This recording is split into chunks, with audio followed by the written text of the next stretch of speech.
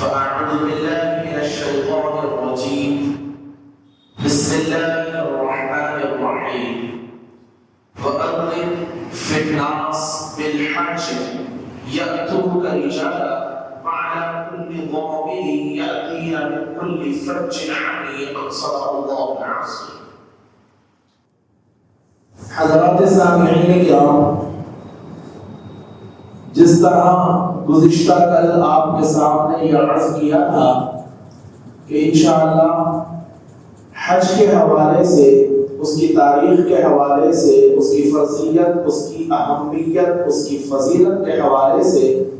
آپ کے سامنے بیان کرنا چند دن مقصود ہے۔ آج اس کا دوسرا دن ہے اور آج آپ کے سامنے یہ بات بیان کرنا مقصود ہے کہ سب جانتے ہیں کہ یہ سلسلہ یعنی حج کی عبادت کی ادائیگی کا ایک ایسے مخصوص مقام کے اوپر ہوتا ہے کہ جس کو عرب کے اندر مکہ مکرمہ کہا جاتا ہے۔ اللہ تبارک و تعالی نے وہاں ایک مستقل اپنا گھر بنایا ہے جس کو کعبۃ اللہ اور بیت اللہ کہا جاتا ہے، اور اس کا ذکر فرماتا ہے چوتھے پارے کے اندر ان اول بیت وضع للناس للذی ببکۃ مبارکا وہدی للعالمین، یقیناً سب سے پہلا وہ گھر جو لوگوں کے لیے بنایا گیا اللہ تبارک و تعالی کا، وہ ہے جو مکے کے اندر ہے۔ مکہ مکے کا پرانا نام جس طرح مفسرین فرماتے ہیں مکہ ہے، یا یہ کہ میم اور با ان دونوں کا مخرج ایک ہی ہے، تو کبھی میم کو با کے ساتھ اہل عرب ادا کیا کرتے تھے، اس وجہ سے اس مقام کے اوپر مکہ استعمال ہوا ہے۔ مکے اور مکے کے اندر ہے وہ مقام مکہ جس کے ارد گرد اللہ تبارک و تعالی نے برکتوں کو نازل فرمایا ہے، وہ ہدی للعالمین، اور سرتابہ اس کو ہدایت قرار دیا ہے تمام عالموں کے لیے۔ اللہ تبارک و تعالی نے جو اپنا پہلا گھر تعمیر کرایا، اگر آپ اس کی تاریخ کو اٹھا کر دیکھیں تو معلوم ہوتا ہے علامہ امام حقانی کی تحقیق کے مطابق کہ سب سے پہلے کعبۃ اللہ کو اللہ نے فرشتوں کے ذریعے سے تعمیر کرایا، دوسری مرتبہ جناب آدم کو یہ شرف نصیب ہوا، حضرت نوح کی قوم کے اوپر طوفان آنے کی وجہ سے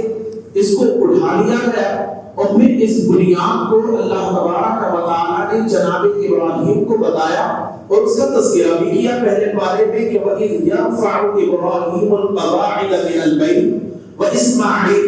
کہ وہ وقت یاد کرنے کے قابل ہے کہ جب ابراہیم نے اور اس کے لخت جگر اسماعیل نے ہماری رہنمائی کے مطابق بنیادوں کو اٹھایا کعبے کی اور اس کو مکمل کر دیا، اور پھر یہ کہا کہ ربنا تقبل منا انک انت السمیع العلیم، اے پروردگار عالم جو تو نے حکم دیا تھا ہم نے اپنی طرف سے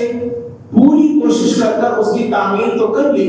لیکن جب تک تو اس کو مقبولیت کا شرف عطا نہ فرما دے جب تک یہ ہمارے لیے باعث نجات بن نہیں سکتا۔ انک انت السمیع العلیم، یقیناً تو سننے والا بھی ہے تو جاننے والا بھی ہے۔ اللہ تبارک و تعالی پھر فرماتا ہے یہ حج جو اہم ترین عبادت ہے، 5 ارکان میں سے ایک رکن ہے، ایک ستون ہے، ایک بنیاد ہے، ایک اصل ہے دین کی اور اسلام کی۔ اللہ تبارک و تعالی نے اس کے حوالے سے پوری ایک سورت قرآن مجید کے اندر نازل فرمائی ہے۔ 7ویں پارے میں آدھا پارہ ہو جانے کے بعد سے لے کر اختتام پارے تک پورے آدھے پارے کی سورہ مبارکہ ہے، اس کا نام ہی سورہ الحج ہے، اور اس کے اندر اللہ تعالیٰ نے حج کے حوالے سے بہت کچھ بیان کیا، اور آیت کریمہ بھی اسی سورت کی ہے۔ فرماتا ہے وَإِذْ بَوَّأْنَا لِإِبْرَاهِيمَ مَكَانَ الْبَيْتِ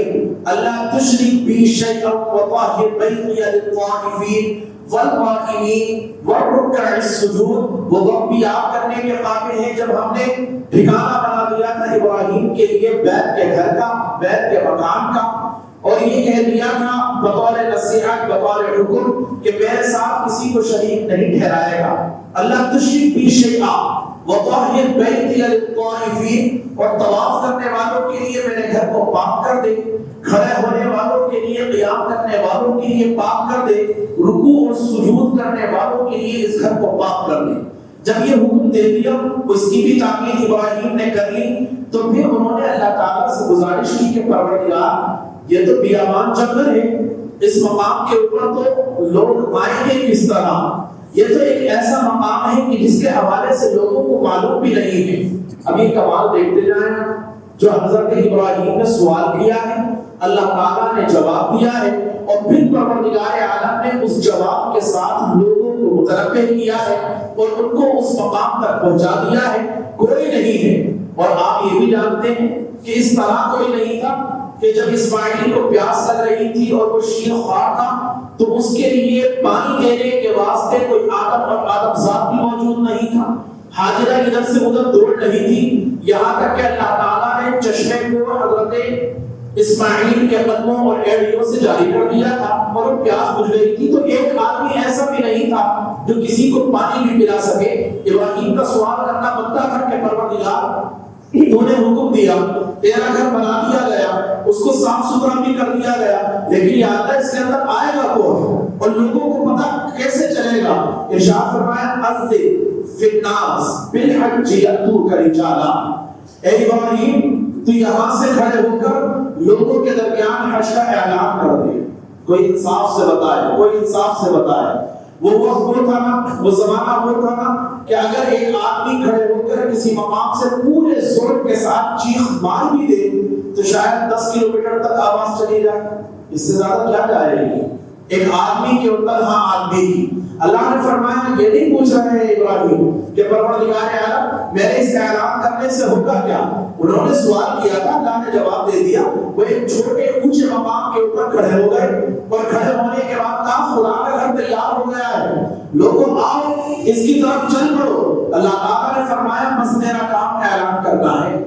اعلان کرنا ہے، لوگوں کے کانوں تک پہنچانا یہ ہمارا کام ہے۔ میرے آقا ارشاد فرماتے ہیں اس اعلان کا اثر یہ ہے کہ ابراہیم کے اس اعلان کو اللہ تبارک و تعالیٰ نے آدم ذات اور اس کی ذریت کی پشتوں کے اندر جو اولادیں تھیں ان کے بھی کانوں تک اس کو محفوظ کر دیا اور پہنچا دیا۔ ایک بات ضمن عرض کر، ضمن بات یہ ہے، آپ جانتے ہیں نا ہمارے بزرگ کہتے تھے کہ بھائی ہیلا کرو، جس کو کہتے ہیں بھائی ہلا کرو، کوئی ہلا لفظ ہے اصلی ہیلا اور اس کے معنی ہے بہانا،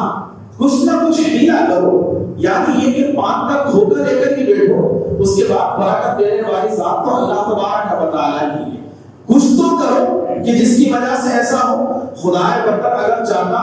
تو آپ بتائیں انصاف سے کیا ہوتا ہے ابراہیم کے اعلان کا کہ ابراہیم اعلان کرے گا تو لوگ یہاں پر آئیں گے۔ اس نے فرمایا اذن فی الناس بالحج یاتوک رجالا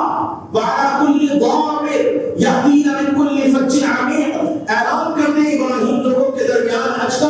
ہر کشادہ اور تنگ مقام سے لوگ چلے آئیں گے، سواریوں کے ذریعے سے آئیں گے، پیدل چل کر آئیں گے، اور کچھ لوگ جانوروں کے اوپر سوار ہو کر آئیں گے۔ یہ اللہ تعالیٰ کا حکم تھا، ابراہیم نے اعلان کر دیا۔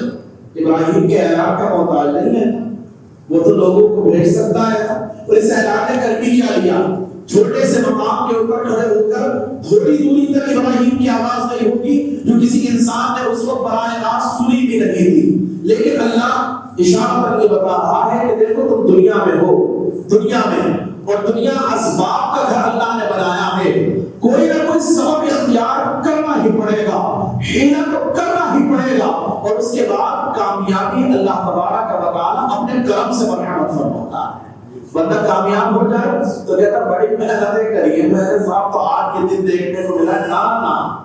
بس حیلہ کر لیجیے، یہ بہت بڑی بات ہے، اسباب اختیار کر لیجیے، باقی کرم کرنے والی ذات اللہ تبارک و تعالیٰ کی ہے۔ انہوں نے اعلان کر دیا۔ آپ نے ایک تسبیح سنی ہے، اس کو کہا جاتا ہے تلبیہ۔ عام طور پر جو لوگ حج کر کر آئے ہیں وہ خوب اچھی طرح جانتے ہیں کہ ایک ایمان کو تازہ کرنے والی ایک تسبیح ہے، اس کو تلبیہ کہا جاتا ہے لبیک اللہم لبیک لبیک لا شریک لک لبیک ان الحمد والنعمت لک والملک لا شریک لک۔ ترجمہ اس کا ہے لبیک، اے اللہ میں حاضر ہوں، اللہم لبیک، اے اللہ میں حاضر ہوں، ان الحمد ساری تعریف بے شک اللہ کے لیے ہے، والنعمہ عطا کرنے والی ذات یقیناً سب کچھ اللہ تبارک و تعالیٰ کی ہے، والملک حکومت اگر کسی کی ہے حقیقتاً تو وہ اللہ تبارک و تعالیٰ کی ہے۔ پروردگار میں تیرے دربار کے اندر حاضر ہوں، تیرا کوئی شریک نہیں ہے۔ لیکن یہ تو بتائیں کہ اللہ تعالیٰ نے کہا ہے کہ آ جاؤ، پھر کس بات کے اوپر حاضر حاضر بندہ کہہ رہا ہے؟ ہر مقام پر کھڑے ہو کر کہہ رہا ہے، ہر اونچے مقام پر کھڑا ہوتا ہے تو یہ تسبیح پکارتا ہے، نیچے اترتا ہے تو یہ تسبیح پکارتا ہے۔ رسول اللہ کا یہی طرز ہے، یہی طریقہ ہے۔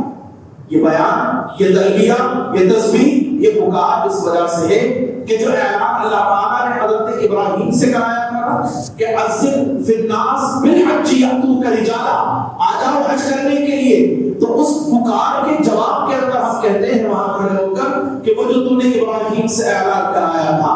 اپنے گھر کے اندر ہمیں بلوایا تھا، پروردگار تیرا کرم ہے کہ تو نے ہمارے کانوں تک اس بات کو پہنچا دیا ہے۔ لبیک اللہم لبیک، آج اس اعلان کے اوپر میں لبیک کہتا ہوا تیرے دربار کے اندر حاضر ہو رہا ہوں۔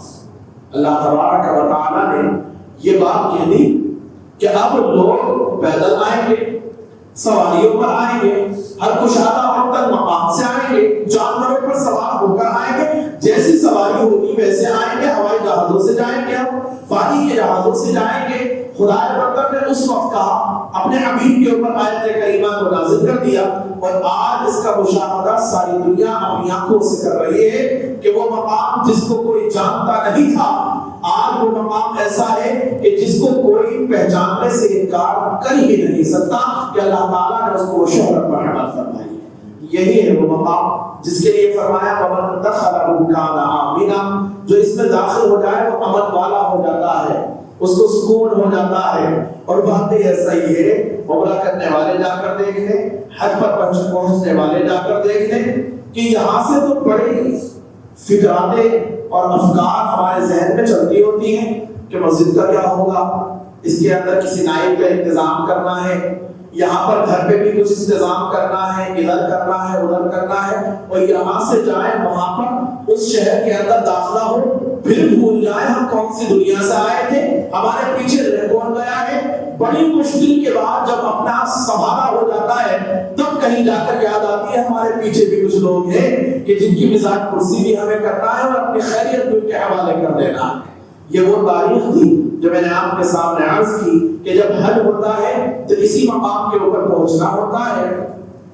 اور اللہ کے رسول صلی اللہ علیہ وآلہ وسلم نے اپنی زندگی میں ایک حج کیا، اور یہ حج فرض ہوا تو اختلاف سن 6 ہجری میں، 7 ہجری میں، 8 ہجری میں، علامہ امام شامی کہتے ہیں 9 ہجری میں۔ بہرحال اب اس کے لیے کیا کیا ارکان ادا کیے جائیں گے، فرضیت کیا ہوگی، اس کا وجوب کیا ہوگا، وہ انشاءاللہ آئندہ آپ کے سامنے عرض کیا جائے گا۔ خدا برتر ان کاوشوں کو اپنے دربار میں قبول فرمائے۔ آمین۔ خدا الحمدللہ۔